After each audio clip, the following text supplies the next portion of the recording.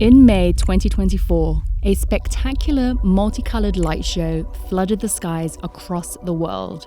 These displays are known as the auroras. They're usually seen near the polar regions, but that May, skywatchers spotted the glowing lights far from Earth's poles.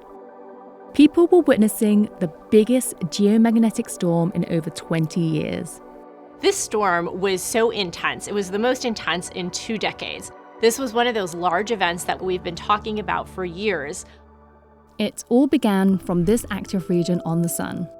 Active regions are known for having intense magnetic fields, and the more tangled those fields become, the more likely they are to erupt.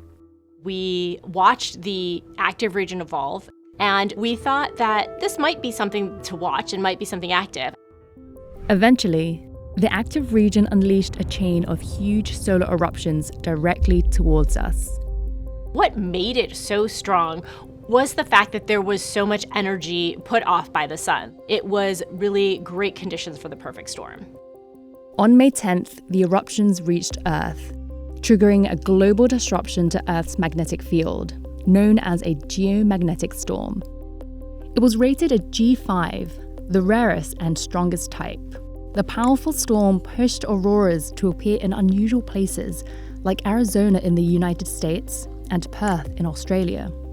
That energy interacted with the Earth and created the aurora and caused all sorts of disturbances that we felt here on the ground. The storm caused some high voltage lines to trip and transformers to overheat. GPS-guided tractors also veered off course, further disrupting crucial planting time that had already been delayed by heavy rains that spring. In the air, transatlantic flights rerouted due to risks of high radiation exposure and communication and navigation disruptions. Farther up, NASA's Gold spacecraft saw Earth's upper atmosphere get unusually hot. The temperature 100 miles up in the thermosphere usually peaks at 1,200 degrees Fahrenheit, but during the storm, it reached 2,100 degrees Fahrenheit. The heating caused the atmosphere to expand, which affected satellites.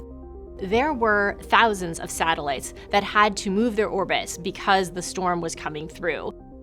The storm also affected the space beyond Earth. It created 2 new temporary belts of energetic particles around our planet, adding to Earth's 2 permanent ones, which are known as the Van Allen radiation belts.